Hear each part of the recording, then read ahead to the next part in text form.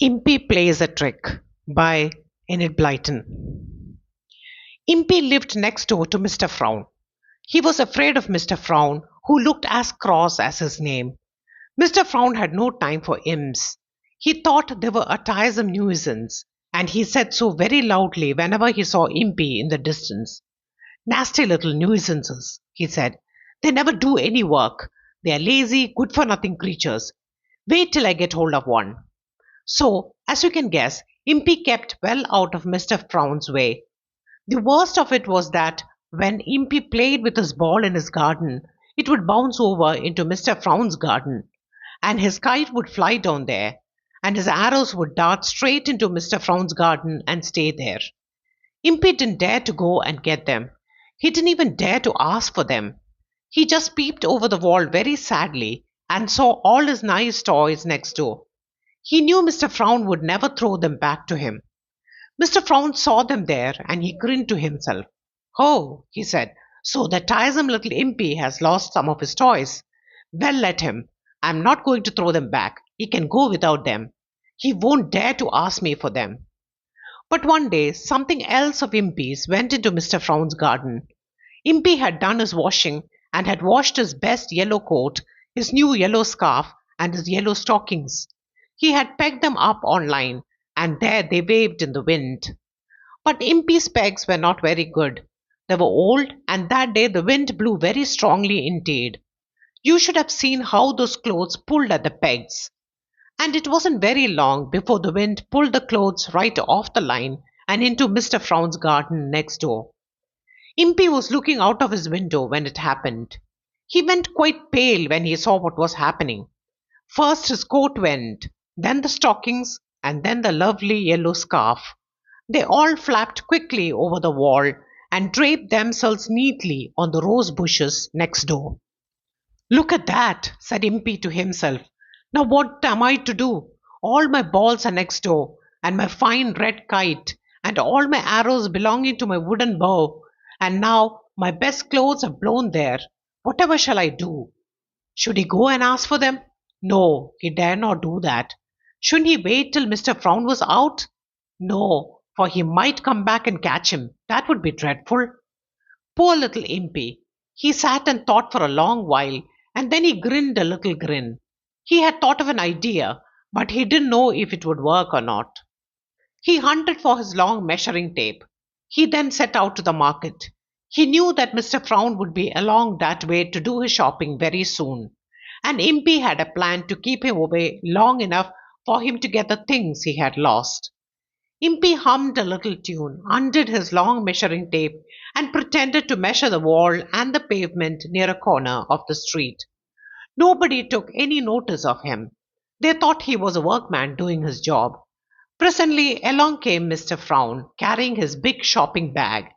He was surprised to see Impy with his measuring tape. First time I've ever seen you working, Impy, he said.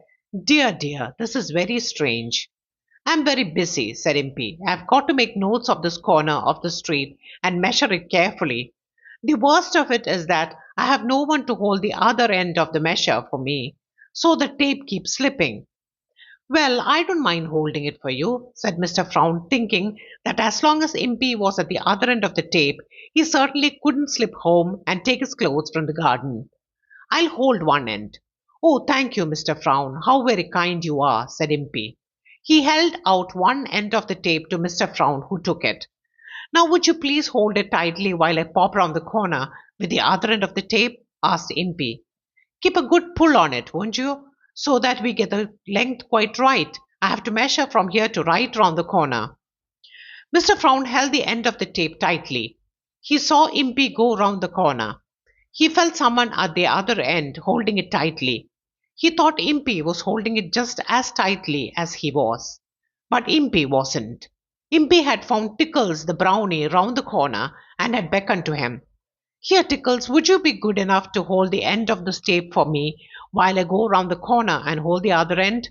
I want to measure just here. Tickles took the other end at once. Impy thanked him, slipped across the road, went down a side turning, and ran home as fast as ever he could, leaving his measuring tape carefully held by Mr. Frown and Tickles. They couldn't see one another because they were each round a corner, and dear me, they each thought that the other end of the tape was held by Impy. Impy giggled as he ran home. He rushed into Mr. Frown's garden and quickly found his balls, his kite, his arrows, and his clothes.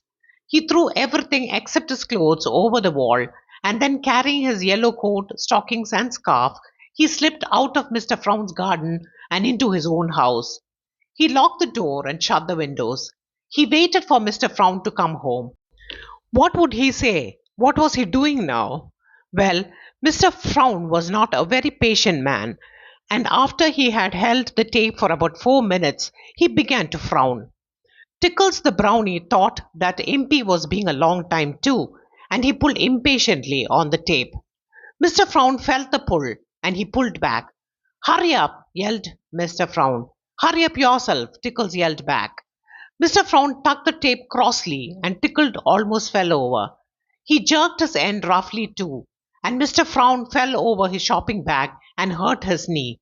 Stop it, yelled Mr. Frown angrily. Well, you stop it then, shouted Tickles. I'll come and spank you, roared Mr. Frown, and letting go of his end of the tape, he rushed round the corner, expecting to find Impy holding the other end. But to his great surprise, he saw Tickles there. What are you holding that for? He asked. Because Impy asked me to, said Tickles.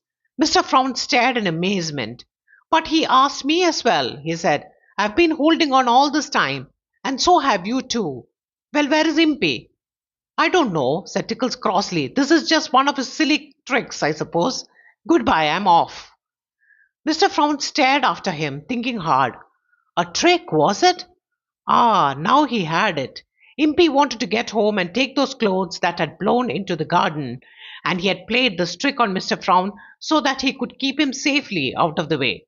Ugh! Mr. Frown growled like a dog and shot off down the street, quite forgetting his shopping bag. He ran all the way home, puffing and panting.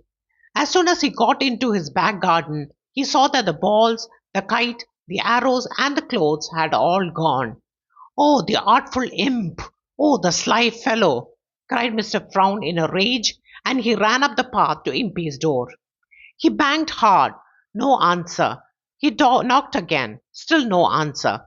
He went to the windows. They were shut and fastened. But when Mr. Frown peeped into one, he saw Impy sitting indoors, dressed in his yellow clothes, grinning away for all he was worth. You played a trick on me, you wicked imp, roared Mr. Frown.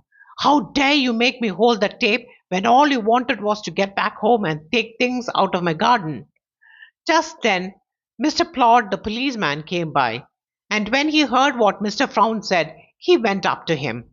What's all this? He said. Has Impy been taking things out of your garden?